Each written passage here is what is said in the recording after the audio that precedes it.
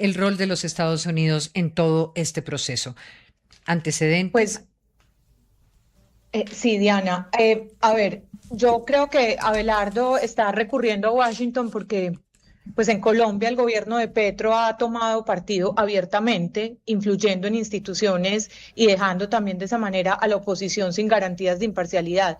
Hoy pensaba con ese fallo que seguramente tocaremos en este programa también del tribunal, que el verdadero símbolo de la unidad nacional, según el artículo 188 de la Constitución, es el presidente de la República. Y este ha tomado pues un papel de activismo. Ahora hablaba el representante del activismo ciudadano, yo le hablo del activismo desvergonzado presidencial por una campaña. Entonces, cuando las autoridades locales pues no ofrecen confianza, es legítimo buscar veeduría y apoyo en un país con herramientas reales de sanción que defiende la democracia. ¿Qué se ¿Estaría busca uno de entonces? alguna manera o no desconociendo la capacidad de la institucionalidad de un país que aspira a gobernar? Pues más que desconociendo la incapacidad institucional, está reconociendo que hoy no hay condiciones para que esa capacidad institucional actúe, porque hoy el gobierno, que debería estar velando por esa unidad nacional, pues está precisamente del lado expreso de una campaña. Entonces, ¿qué se busca? En términos de derecho, pues, es impedir la masiva operación de compraventa de votos, que es lo que en derecho penal se conoce como disuasión o prevención especial. ¿Y eso cómo se logra? Aumentando el riesgo para quien delinque. Entonces es perfectamente legítimo que parte de ese riesgo provenga de investigaciones y medidas que adopte un Estado extranjero. Recuerde que Voy desde hace con varias Thierry, décadas sí. los derechos humanos se ha impuesto y eso ha sido preocupación no solo para el Estado concernido, sino para toda la comunidad internacional. Y el derecho a elegir y ser elegido es absolutamente un derecho humano Thierry, reconocido por la generación. Thierry, lo Pues escucho. Diana, esto hace parte de este nuevo orden en el que nos encontramos actualmente, en el que Estados Unidos ha demostrado una voluntad mayor para intervenir en lo que está pasando, sobre todo en su vecindario y también en otras partes del mundo. No estoy hablando de legitimidad o no legitimidad de esos procedimientos. Creo que algunas de las cosas que ha hecho Pero Donald sí Trump, una validación desde el candidato a ese nuevo orden. sí, hay una validación y además hay un empleo en particular de la lista OFAC que Donald Trump está haciendo de ella que es novedoso, lo está utilizando como una especie de Políticamente. como la certificación a nivel individual. para presionar en busca de los intereses de Estados Unidos y en este momento, hace rato que el gobierno de Donald Trump le está diciendo al gobierno de Gustavo Petro, queremos que las elecciones de este año en Colombia sean libres y legítimas.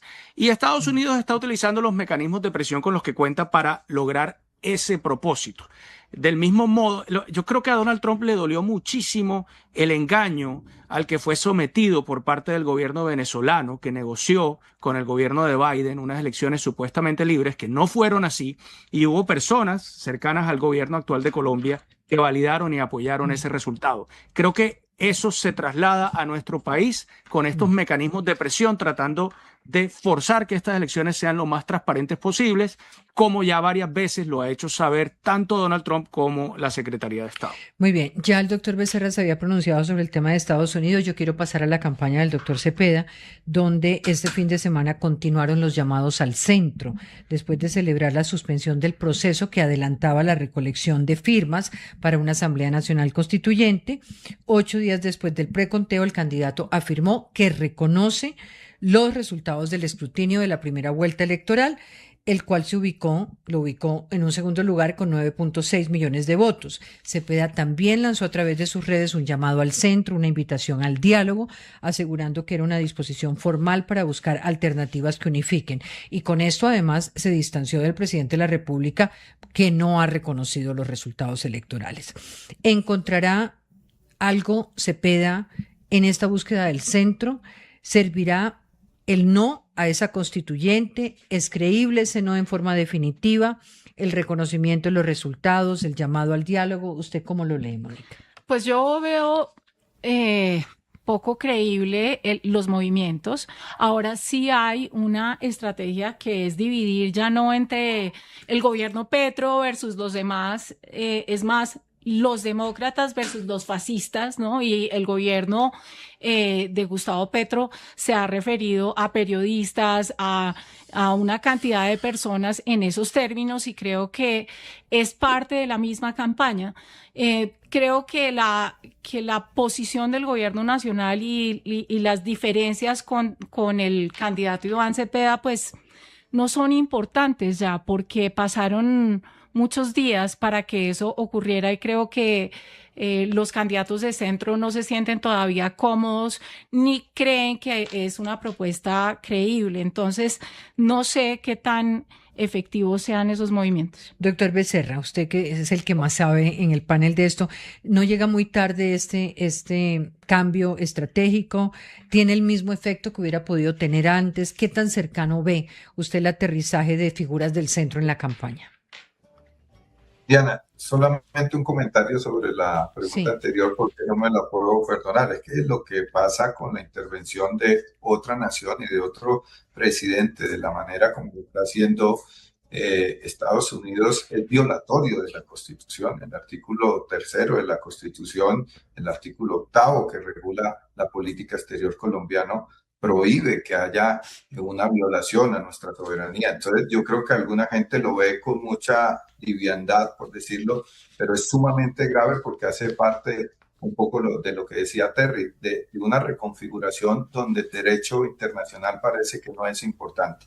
En segundo lugar, pues nosotros teníamos unas observaciones que nos transmitieron los equipos de cuidado del voto, las tramitamos durante el proceso de escrutinio, que son totalmente legítimas, y lo advirtió Iván Cepeda cuando conoció el proceso de escrutinio. No evidenciamos pues que se dieran en la gravedad que pensábamos, y desde ese momento hemos reconocido los resultados a tal nivel que hemos planteado la realización de un debate para las elecciones del 21 de junio. Ahí, la verdad, no ha habido ninguna duda. Iván lo tradujo en un texto para reafirmar nuestra postura, pero, digamos, este capítulo nosotros lo tenemos cerrado. En segundo lugar, nosotros somos una fuerza política con un éxito en las elecciones en el Congreso, con unos resultados muy importantes en varias regiones, que no logramos la meta en la primera vuelta, pero que tenemos toda la posibilidad y la certeza para ganar en las elecciones del 21. Y no se trata simplemente de que los excandidatos con los cuales hemos abierto puentes de diálogo, que se identifican en el centro, tomen sus decisiones, sino sobre todo que ese electorado que votó por ellos y que hoy está preocupado porque está amenazada la democracia, está amenazada la pluralidad, están amenazados los derechos sociales. Es que cuando un trabajador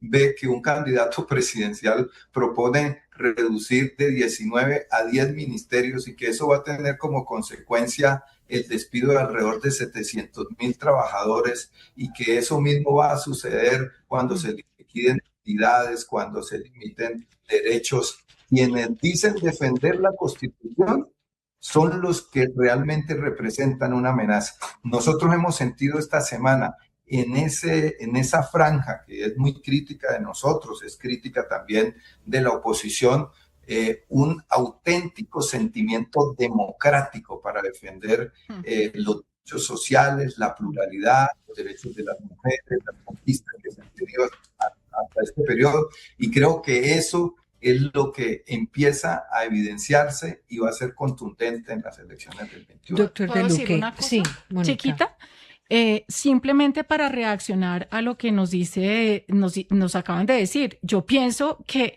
la democracia es sobre procedimientos, la Constitución establece procedimientos.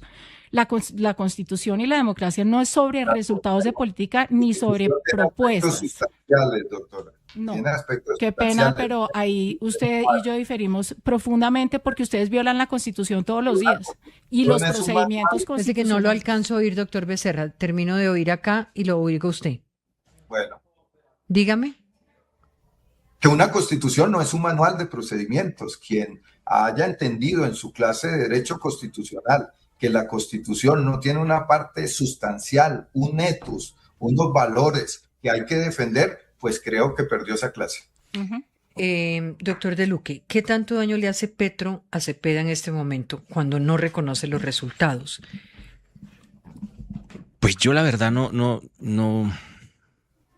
me siento, digamos, con ganas de hablar de la estrategia de Cepeda ni de Petro. Yo creo que se deberían sentar un poquito más a ver si se ponen de acuerdo, porque es que uno lo reconoce, el otro no, el uno dice que yo voy a cambiar la Constitución, el otro no, pero lo encontramos en el programa de gobierno como punto esencial cambiar la Constitución. No sale a reclamarle al mismo presidente cuando viola la Constitución todos los días, por ejemplo, en materia electoral, que es nuestra gran preocupación.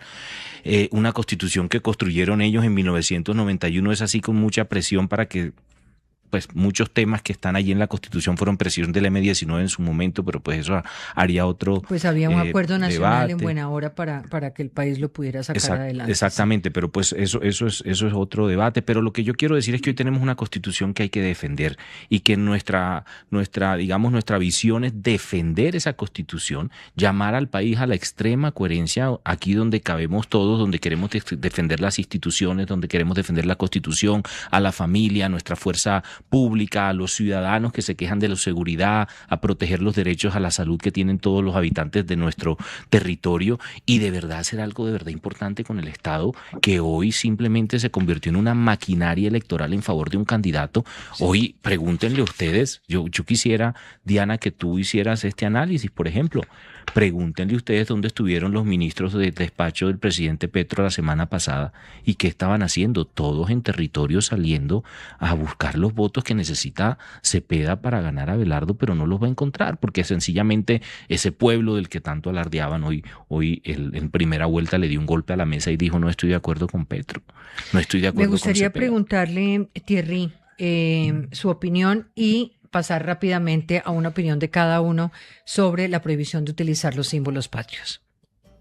Diana, sobre lo primero, hay una cosa que me preocupa muchísimo sobre ese retiro, que yo llamaría táctico también, de la propuesta de la Asamblea Constituyente. Táctico en términos de la campaña, igual que Abelardo de la Espriella hablando de hace las acusaciones de las visas de los compradores de votos. Igual, es una táctica igual. Y es esto lo que me preocupa. ¿Habría sido retirada esa propuesta si el candidato hubiera quedado de primero en la primera vuelta? ¿O eso es una consecuencia de que como no obtuvieron el resultado que buscaban, entonces ahí sí lo hacen?